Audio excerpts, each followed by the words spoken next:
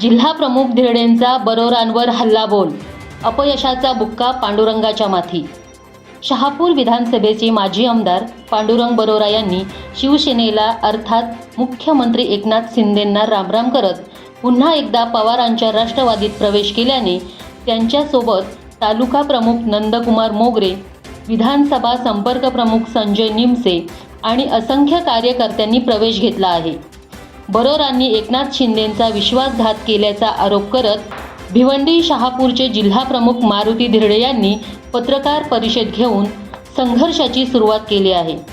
पत्रकारांच्या अनेक प्रश्नांवर त्यांनी मोघम टोळवाटोळवी करून मुख्यमंत्री एकनाथ शिंदेंमुळे शहापूरच्या विकासाला निधी मिळाल्याचे प्रतिपादन केले.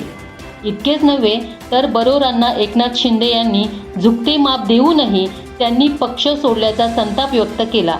मात्र शहापूरच्या पत्रकारांनी विकासाचे आणि राजकीय खोचक प्रश्न विचारून धिरडेंची कोंडी करण्याचा प्रयत्न केला. शहापूर तालुक्यातील अधिकाऱ्यांची वाढलेली मुजोरी, शहापूर सापगाव रस्ता, रखडलेले बसपोर्टचे काम यासारख्या अनेक प्रश्नांच्या अपयशाचा बुक्का धिरडेंनी पांडुरंग बरोरांच्या माथी लावून बरोरांना टार्गेट करण्याची संधी साधली.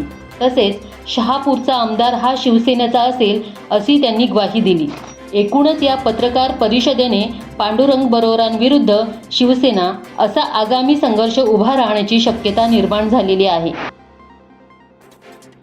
शिवतीर्थावर मराठ्यांचं लाक्षणिक उपोषण, जरांगे पाटलांच्या आंदोलनाला उत्स्फूर्त पाठिंबा.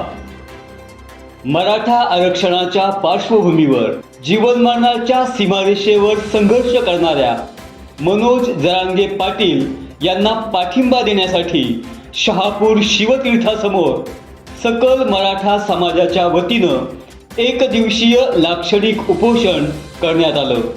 खरं तर महाराष्ट्र आजच्या घडीला अराजकतेच्या उंबरठ्यावर उभा असून सर्वच जाती रस्त्यावर उतरल्याचं एक विदारक चित्र राज्यात दिसत आहे.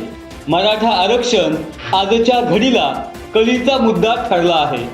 मराठ्यांनी आतापर्यंत स्वतंत्र आरक्षणाची मागणी केली होती.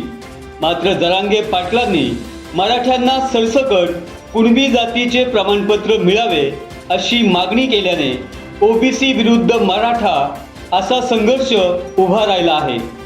4 दिवसात आरक्षण देतो असे म्हणणारे सत्ताधारी मराठ्यांच्या आक्रमकतेपुढे नुसते घायाळच नाही तर कासावीस झाल्याचं चित्र राज्यभर दिसत आहे.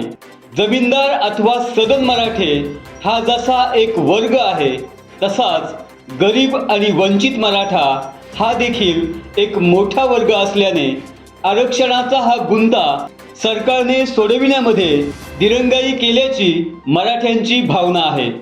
शहापूरमध्ये याच भावनेतून एक दिवसीय लाक्षणिक उपोषण शहापूर शिवतीर्थासमोर करून जरांगे पाटलांना पाठिंबा देण्यात आला आहे.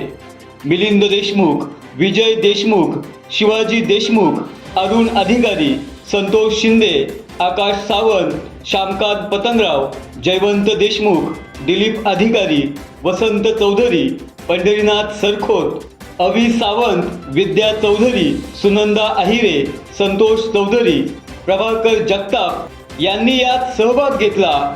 तर रघुनाथ कदम यांनी छत्रपती शिवरायांचे पोवाडे गाऊन उपस्थितांची मने जिंकली. कृषी सेवा केंद्रांचा 3 दिवसांचा बंद, महाराष्ट्र शासनाच्या कृषी कायद्याविरोधात राज्यभर निदर्शने. राज्य शासनाच्या कृषी कायदा विधेयक विरोधात राज्यभर कृषी व्यापाऱ्यांनी बंद पुकारल्याने शहापुरात देखील या बंदला उत्स्फूर्त प्रतिसाद मिळाला आहे. तालुक्यातील कृषी सेवा केंद्र 2 नोव्हेंबरपासून 4 नोव्हेंबरपर्यंत 3 दिवसाचे कुलूप बंद पाळून राज्य शासनाच्या विरोधात उतरले आहेत. महाराष्ट्र शासनाने प्रस्तावित केलेले कृषी कायदा विधेयक क्रमांक 40, 41, 42, 43, 44 या जाचक नियमामुळे कृषी हिताला बाधा येत असल्याने हे कायदे रद्द करण्यासाठी महाराष्ट्रभर विरोध सुरू आहे. या संदर्भात महाराष्ट्र फर्टिलायझर्स डीलर्स असोसिएशन यांनी कृषी मंत्री धनंजय मुंडे, कृषी सचिव व कृषी आयुक्त यांना निवेदन देऊन या जाचक कायद्याची माहिती दिली.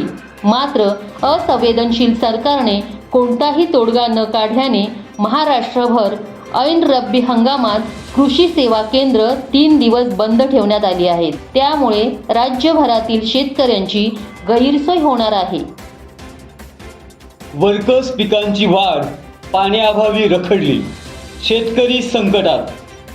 परतीच्या पावसाने लवकर पलायन केल्याने शेतकऱ्यांची वर्कर्स पिके धोक्यात आली असूनही सरकार आणि प्रशासनाने अद्यापपर्यंत कोणतीही दखल घेतली नाही.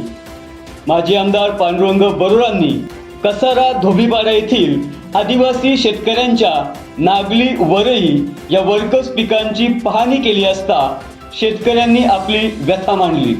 परतीचा पाऊस खूप लवकर गेल्याने भात पिकांना थोडाफार फटका बसला असला तरी वर्कर्स जमिनीवरील नागळी, वरई, उडीद, तूर, चवळी, खुरासणी, पाण्याअभावी यासारख्या पिकांच्या दाण्यांची निर्मिती झाली नसल्याने शेतकऱ्यांचे नुकसान होत आहे.